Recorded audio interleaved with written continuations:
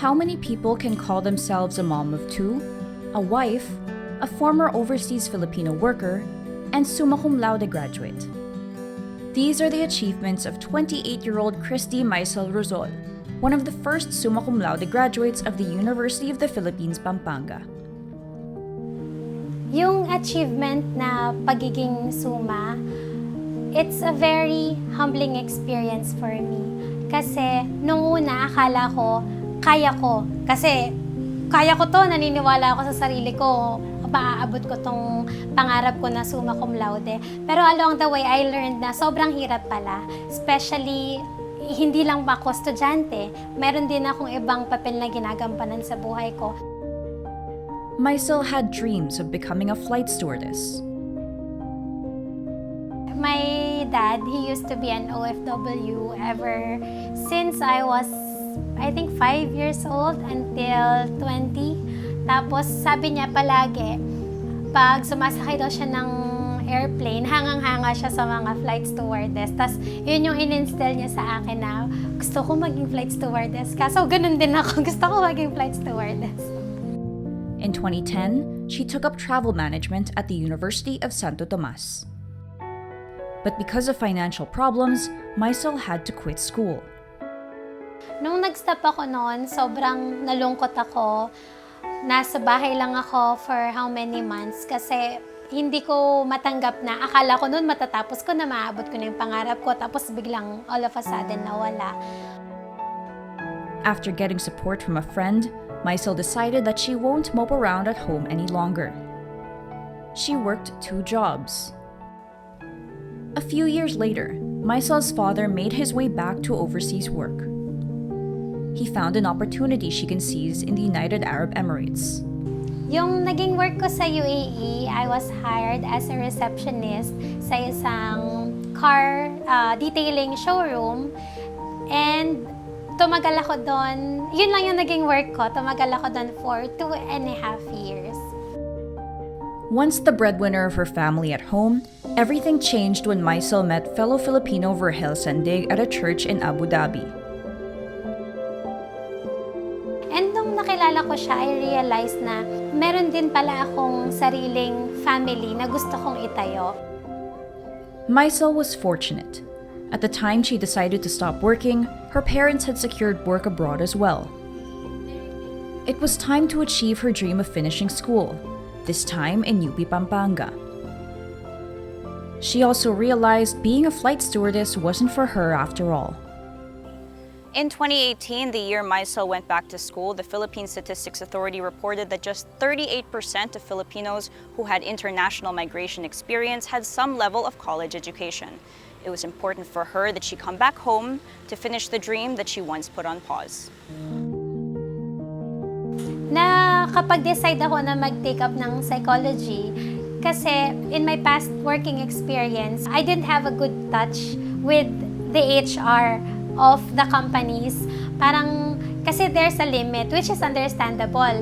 Halimbawa, pag wala kang degree, kahit ito na yung trabaho ang tinatrabaho mo, hindi ito bibigay sa'yo kasi wala kang degree.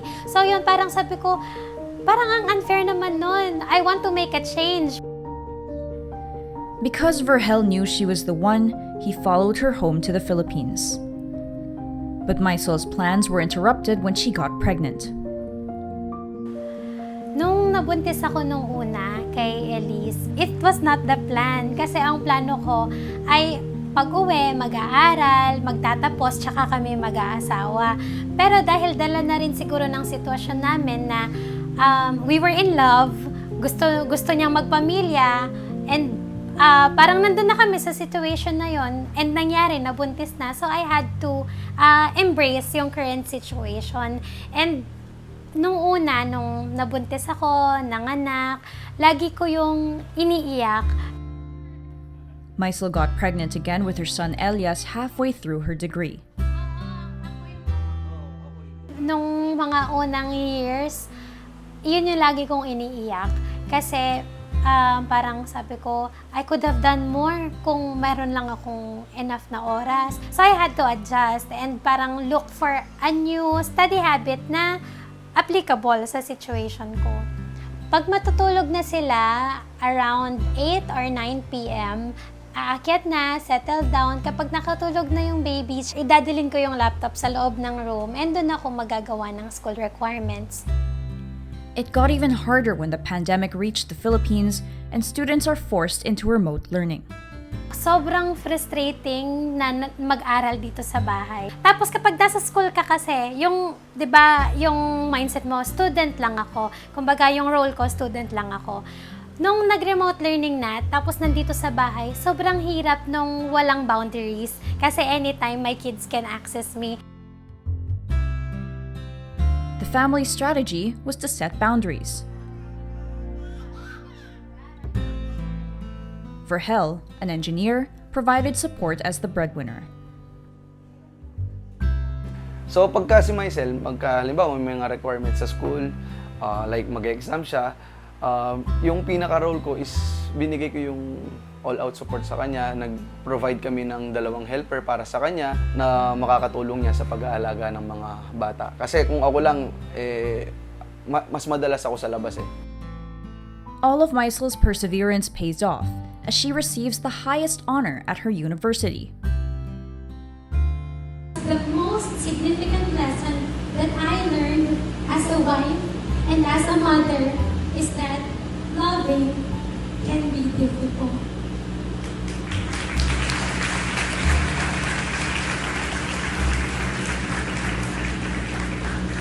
When we love, we give away ourselves in service of people, lovable or not.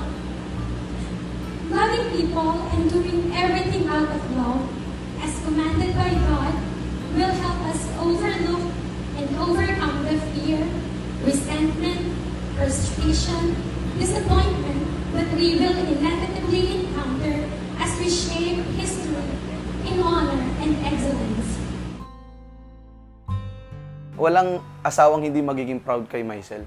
Kasi unang-una nga, may 2 anak, may makulit na asawa. Nagawa niya pa rin makuha yung Latin Award na pinagpaguran niya, binigyan niya ng maraming effort, ganon.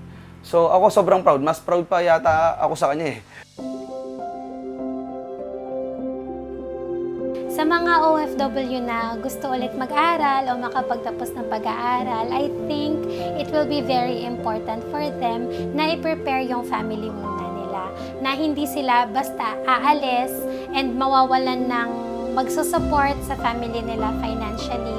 Parang before they pursue their dreams, make sure na someone else will fill in the role of providing for their family. For Maisel, the mindset was to keep expectations of yourself in check, sacrifice and compromise for the people you love. Being a student, wife, and mom wasn't easy for Maisel, but she has shown it is possible for those who stay determined to fulfill their dreams. Michelle Abad, Rappler, Pampanga.